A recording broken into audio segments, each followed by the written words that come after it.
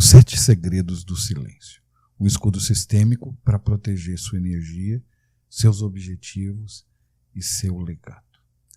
O que eu vou apresentar para você hoje talvez seja de fato um grande legado que vem de muito tempo. Esses 7 princípios que eu quero te apresentar hoje, eles não surgiram com um único fundador ou uma seita. Mas eles são talvez o grande exemplo daquilo que a gente chama de uma sabedoria convergente. E o que é essa sabedoria convergente? Imagine inúmeras correntes, inúmeras filosofias e pensamentos e religiões que acabam desembocando num único lugar e dando origem a esses 7 princípios. 7 princípios de coisas que você nunca deveria contar a ninguém. E uma compreensão profunda do porquê o silêncio é o melhor escudo para cada um de nós. Esses princípios eles já foram anotados e já foram percebidos de uma forma mais completa e antiga lá na sabedoria judaica, com Ben Sirá. Também foram vistos, revistos e percebidos dentro da filosofia grega com Isócrates. Isócrates não tem nada a ver com Sócrates, tá bom? Isócrates foi um grande orador que viveu ali entre o século IV e II a.C. Ele já anotava muitas coisas, já trazia muitas coisas de tudo isso. Sabe onde você vai perceber isso também? Na Bíblia. Você vai encontrar isso na Bíblia e vai perceber que dentro da Bíblia existem citações que levam a esses 7 princípios. Assim como em outras religiões e filosofias de vida. Hoje eles continuam sendo ensinados, de certa forma, por alguns grupos religiosos contemporâneos, por algumas entidades de filosofia de vida, de caminhos espirituais. Eles estão sendo registrados até hoje. Mas sabe uma coisa também? Eles, como princípios universais de descrição, que atravessaram culturas e religiões, eles têm sido observados dentro da nossa própria família. Muitas das coisas que eu vou dizer aqui hoje, muitas das coisas que eu vou colocar aqui hoje, elas, de certa forma, foram colocadas já pela sua família, pelos seus familiares. Eu tenho certeza de que em algum momento você recebeu isso também. De alguma forma, de alguma maneira, você acabou recebendo isso. Nossos pais já falaram sobre isso, amigos já falaram sobre isso, os avós já falaram sobre isso, pessoas mais velhas já falaram sobre isso. Portanto, a gente pode tomar isso como um legado ancestral. 7 princípios de silêncio. 7 princípios de coisas que a gente não devia falar, que podem nos proteger e podem nos ajudar. Uma das coisas que talvez sejam interessantes e sejam importantes para a gente é uma percepção aqui de que aquilo que destrói o seu progresso raramente é o que você faz. Na maioria das vezes é aquilo que você fala. A gente vai ver que existe uma fuga invisível de energia. Uma energia que podia estar muito mais contida, mas que acaba se dispersando. E aí eu quero te colocar para refletir sobre uma coisa, né? Quantas vezes a gente tem pessoas que tinham tudo para dar certo? Elas vinham fazendo tudo certo, elas trabalhavam da maneira mais correta possível, e parece que no momento da virada, no momento que ela precisava dar uma virada, parece que alguma coisa acontece, e aí tudo aquilo que ela tinha construído acaba ruindo. Parece olho gordo, né? Eu acho que você já ouviu falar sobre isso, alguém já te disse isso. Parece que a coisa não funcionou da forma como deveria.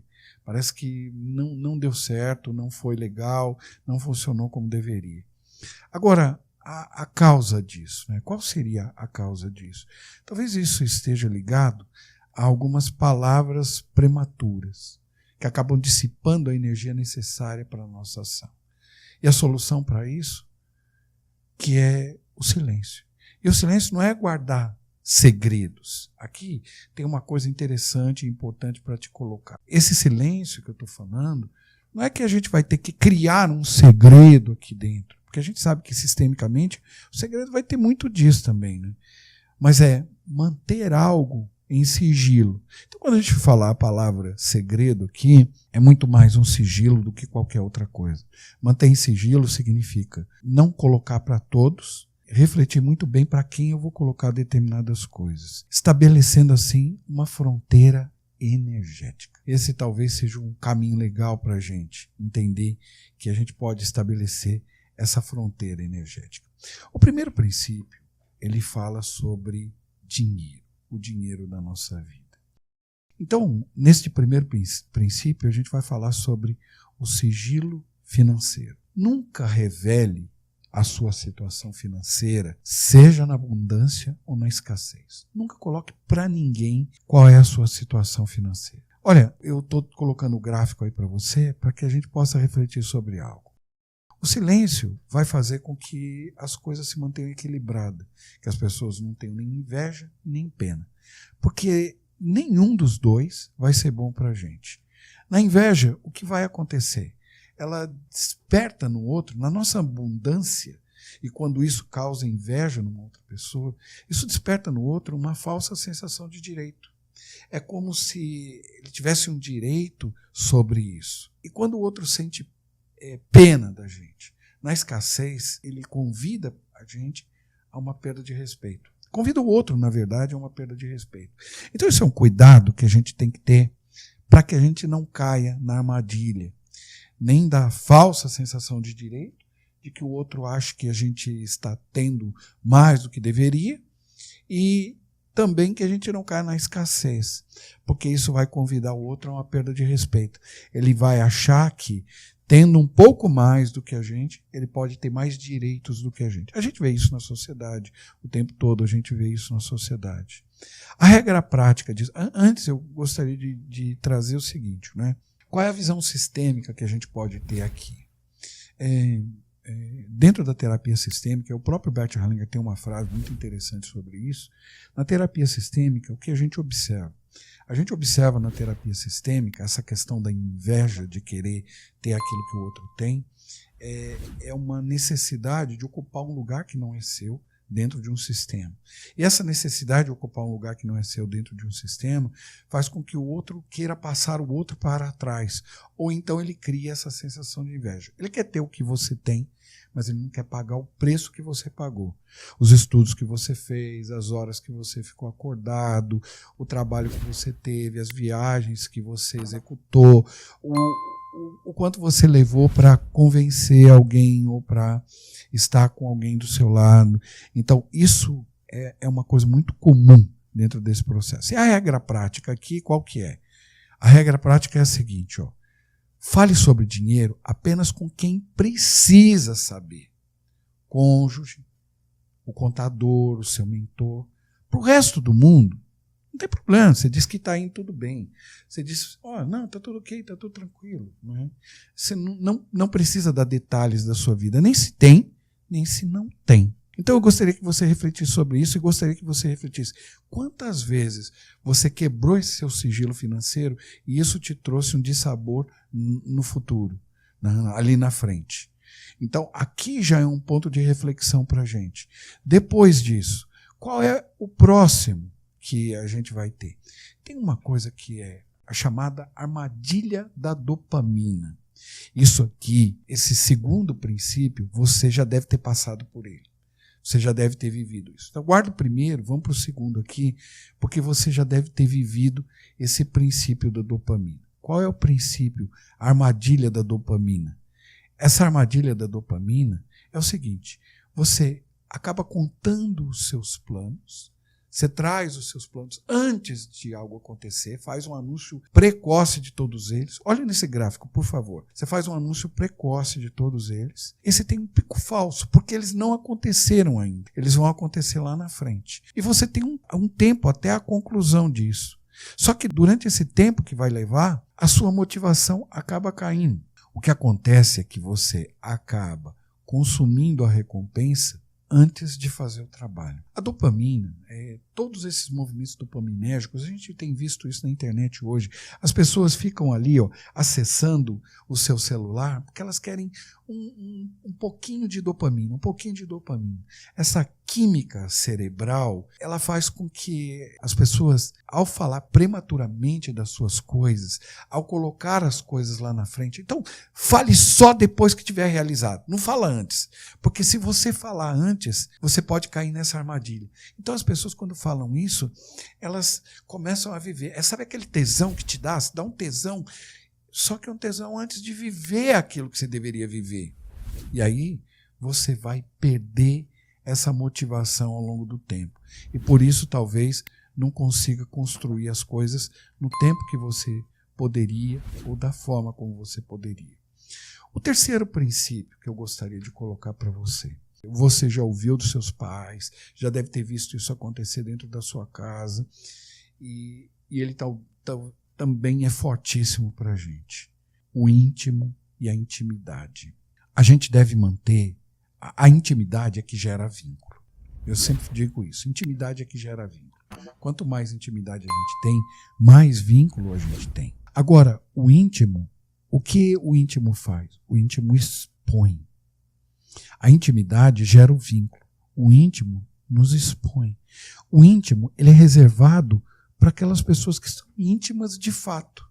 Então, esse princípio de número 3, ele nos fala do santuário íntimo. O que é o santuário íntimo? O santuário íntimo é o que acontece entre 4 paredes, resolve-se entre 4 paredes. Aqui a gente tem que considerar que tudo aquilo que acontece entre um casal, ou dentro de uma sociedade, ou no vínculo de 2 pessoas, deve permanecer dentro do vínculo de 2 pessoas. Principalmente no relacionamento de casal. A gente nunca deve levar isso para fora. E por que não deve levar para fora? Porque quando você leva isso para fora, você cria condições de que o seu relacionamento ele receba uma carga negativa e ele enfraqueça. Quanto maior a intimidade e quanto maior o relacionamento íntimo, mais forte será o seu relacionamento. Se você abre uma trinca dentro desse relacionamento, você pode perder muitas coisas. E como é que você perde essas coisas quando você abre essa trinca? Quando você abre o seu relacionamento íntimo para alguém. Aí você vai lá e fala da sua mulher ou fala do seu marido para um amigo. Você chega lá e fala, olha, está acontecendo isso, isso, isso. O amigo sempre vai estar do seu lado. O parente sempre vai estar do seu lado. O que vai acontecer na primeira situação que ele encontrar essa pessoa? Ele vai estar contra essa pessoa. E pode ser que vocês voltem às pazes depois, o que seria natural. Como isso ficará? Se você tem que falar com alguém, fale com um profissional, contrate um profissional. Fala com um terapeuta, fala com seu mentor, ou fala com alguém que seja de muita confiança, que você saiba que isso nunca vai sair dali. Então, princípio de número 3. O santuário íntimo, o que acontece entre 4 paredes, permanece entre essas 4 paredes. O mecanismo sistêmico aqui é que quando você desabafa num momento de raiva, o ouvinte que está processando a história, através das feridas dele, através dos problemas dele, ele pode fazer aquilo que nós chamamos de uma transferência. E a raiva dele passa para o outro dentro da história que ele tem. Então, às vezes, ele tem um problema com a mãe, ele teve um problema com o pai, ele teve um problema com outra pessoa, e ele acaba transferindo isso para essa pessoa. E aí, nunca mais o relacionamento será o mesmo. Então, grandes problemas, graves problemas de relacionamento acabam nascendo a partir da quebra desse santuário íntimo. Então, se a gente puder manter o silêncio sobre isso, procurar um profissional, isso vai nos ajudar, sem dúvida nenhuma, e vai ajudar muito. Outra questão também importante é aquilo que a gente chama de gestão das feridas. Vulnerabilidade no lugar errado vira munição. E aqui eu quero colocar para você aquilo que eu chamo de teste de fogo sistêmico. Expor as suas fraquezas profundas a quem não tem maturidade quebra uma lei sistêmica de equilíbrio entre o dar e tomar. Antes de abrir o seu coração, você precisa se perguntar de fato: essa pessoa é de extrema confiança? ela tem maturidade emocional para ouvir sem julgar, ela torce genuinamente pela minha ascensão. Se a resposta for um sim absoluto em todas, guarde isso apenas para o seu terapeuta ou para o seu diário. Qual é o cuidado que você tem que ter aqui? Nunca exponha totalmente as suas fragilidades. Eu me lembro que um grande professor uma vez disse para mim algo que foi fantástico. Ele disse, olha, colocar as suas fragilidades humaniza você. Colocar todas elas mata. Então você tem que saber a medida certa de colocar as suas vulnerabilidades, as suas fragilidades. E qual é a medida certa? A medida certa é a medida da troca. É essa medida que leva em consideração essa lei sistêmica do equilíbrio, o dar e tomar. É numa troca, quando eu estou dando, quando eu estou tomando, quando a gente percebe que nós estamos fazendo na mesma medida. Eu estou colocando, você está colocando, e a gente está vendo que de alguma maneira, de alguma forma, aquilo que a gente está colocando está equilibrando as coisas. Então eu ponho uma fragilidadezinha, você põe uma. Eu te dou um carinho, você me dá um carinho. É uma troca, entende? Eu te dou um abraço, você me dá um abraço. Se eu coloco um pouquinho da minha fraqueza, você coloca um pouquinho da sua, a gente cresce. Porque a gente aí vai ter conseguido criar segurança para ir trocando numa profundidade cada vez maior. Porque senão isso se torna perigoso. Princípio número 4, portanto, a gestão das feridas que a gente tem. Muito cuidado com as feridas. Um outro princípio que você vai considerar aqui, que eu quero que você considere, o 5º princípio, é aquilo que a gente chama de cofre da honra. Segredos são colocados por uma pessoa não a troco de nada. Na verdade, são elementos de sigilo. Como a gente viu, de não colocar as nossas vulnerabilidades, não expor nem nada, a gente vai ver que algumas pessoas vão nos colocar algumas coisas que são talvez para elas únicas e exclusivas. Eu, dentro do meu trabalho, como terapeuta, as pessoas vão colocar para mim seus segredos. E aí existe uma coisa que a gente chama de cofre da honra. Um segredo confiado a você é como um presente raro, raríssimo, e uma medida exata. Ele traz a medida exata do seu caráter. Então, um cuidado que a gente tem que ter é com esse 5º princípio, daquilo que a gente recebe. E aqui tem algo importantíssimo, a fraqueza do pertencimento. Algumas pessoas com a necessidade infantil de aceitação acabam usando os segredos alheios como uma moeda de troca, em fofocas para tentar pertencer ao grupo. Então verifique, de fato, a força de pertencimento que essa pessoa tem. Se ela tem necessidade de pertencer a todo custo, tome cuidado logo de cara, porque pode acontecer uma coisa nesse sentido. Pode ser muito perigoso. Use essa estratégia do cofre. Trate uma confidência como se ela não existisse. Indivíduos que funcionam como cofres absolutos, eles acabam atraindo as amizades mais profundas e as parcerias mais valiosas do mercado. Porque, afinal de contas, você não vai contar para uma pessoa algo se souber que esta coisa vai poder sair desta pessoa. E quando você receber, lembre de como você pode tratar tudo isso. Tem uma coisa que eu sempre digo para as pessoas assim, eu quero usar tudo aquilo que você me dá como uma forma de honrá-lo, aquilo que você me conta enquanto terapeuta. Eu vou usar para o meu crescimento, para o crescimento da minha família, mas isso ficará comigo. E eu sempre digo também, quando a gente morre, quando um terapeuta morre, ele precisa de 2 caixões. Um caixão é pequeno, um caixão pequenininho vai carregar o corpo dele. O outro caixão é imenso, para que ele possa levar todos os segredos que a ele foram confiados. Então, lembre-se sempre disso, né? de como isso funciona. Agora tem um 6º princípio aqui, que ele é fundamental também. Veja, aqui diz respeito à ordem e hierarquia. Há uma lei sistêmica que nos fala de ordem e hierarquia. Os que vêm antes têm mais direitos. Os que vêm antes também têm mais deveres. Os que vêm antes também têm mais poderes. Direitos são aquilo que ele tem como base, aquilo que lhes dá a condição de ser quem eles são. Os deveres é aquilo que está ligado à sua posição hierárquica. Então, aquele que veio antes tem uma posição hierárquica. Então, ele tem deveres em relação a isso. E ele vai poder. O poder é exatamente isso, ter a condição de. Então, quem vem antes tem condição de muito mais. Sempre tem condição de muito mais. E a gente tem que avaliar isso. Esse sexto princípio nos fala diretamente de uma lei de ordem e hierarquia. Nunca, preste bastante atenção, nunca fale mal de quem tem poder ou influência sobre o seu progresso. Trate com respeito todo mundo. O que é respeito? Respeito é dar a devida atenção. Você pode criticar?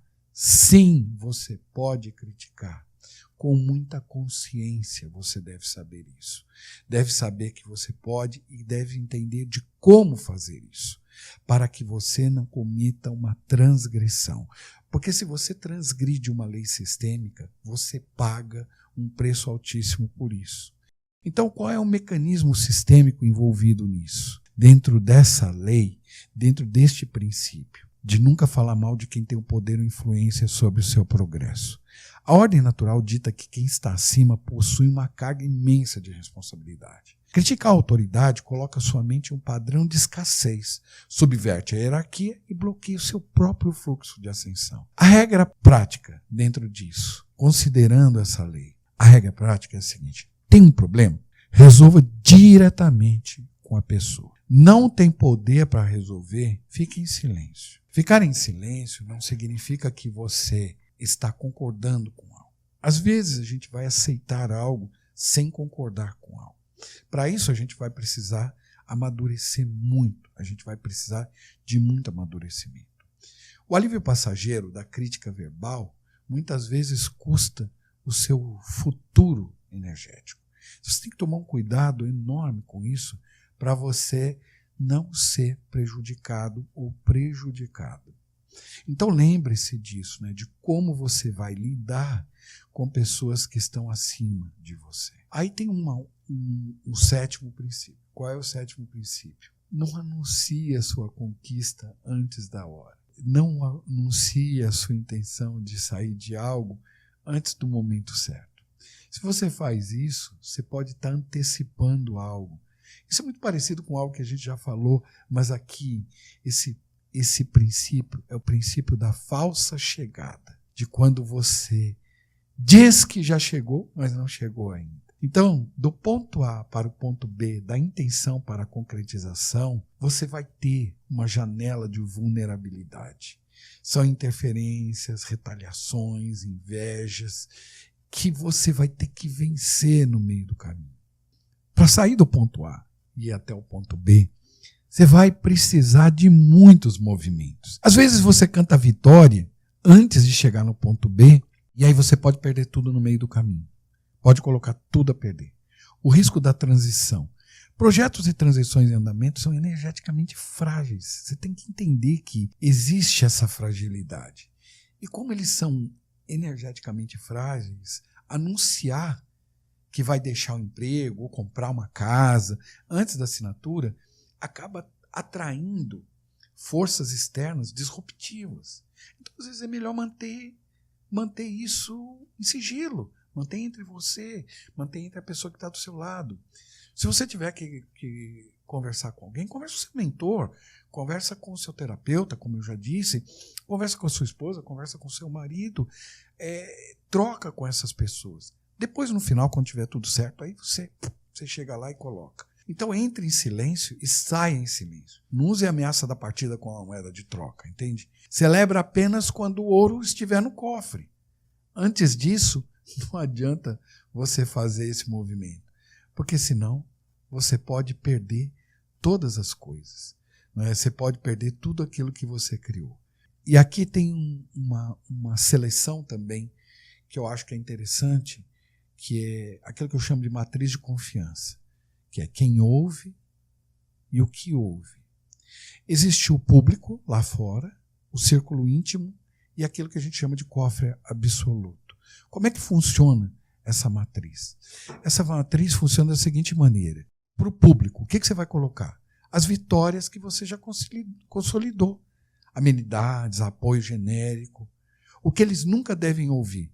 Sua situação financeira, brigas de casal, metas em andamento. Nunca. Para o círculo íntimo, os que vão ouvir planos em fase de execução, desafios imediatos, números vitais dos negócios. Aqueles segredos de terceiros confiados a você, fofocas e críticas sistêmicas, deixe de lado. Então isso para cônjuge, sócios diretos também, considere isso. E aí pensa no cofre absoluto, terapeutas, mentores e diários. O que eles vão ouvir? Feridas profundas, traumas ancestrais, medos e dúvidas estruturais. O que eles nunca vão ouvir? Um espaço inviolável. Não há restrições aqui para uma verdadeira cura sistêmica. Entende? Então eu acho que a gente tem que selecionar para quem a gente fala, o que a gente fala, quando a gente fala. Existe uma arquitetura oculta que eu te apresentei hoje, contida dentro de cada um desses movimentos, que fala de cada lei sistêmica. Você vai ver que alguns princípios, o 5, o 6, o 3 e o 4, eles consideram algumas dessas leis que são leis sistêmicas. Se você quiser saber mais sobre essas leis sistêmicas, tem outros vídeos no canal que você pode acessar. Se você tiver dúvida, coloca no comentário que eu respondo a você como pode ser, como não pode ser. Eu te coloco tudo isso também, tá bom? Eu queria também que você pensasse o seguinte: para que tudo isso, como tudo isso funciona? Existe uma energia que já vem rompendo a nossa história, que vem desde lá de trás, esse movimento. Energia é uma palavra do grego, quer dizer ação, movimento. Uma energia que já vem caminhando dentro da nossa história e que vem seguindo cada um de nós e que nos traz até aqui.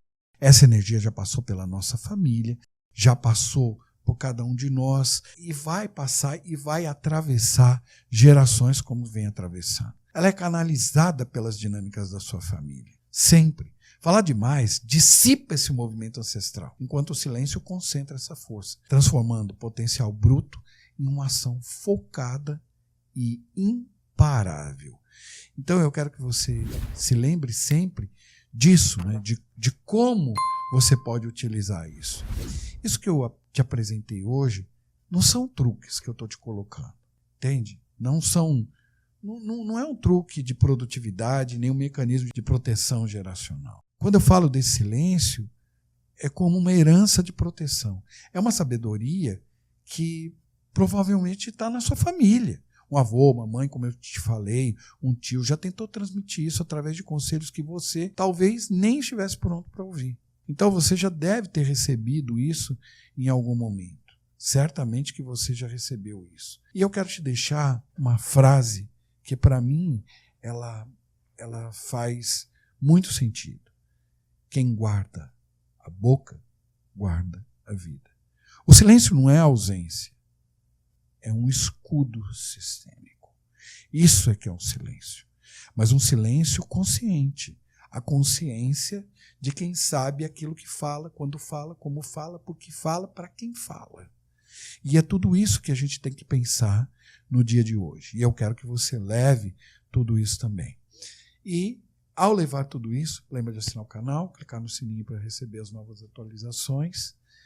E a gente se encontra aqui para outros vídeos. Espero que seja bom, espero que te ajude.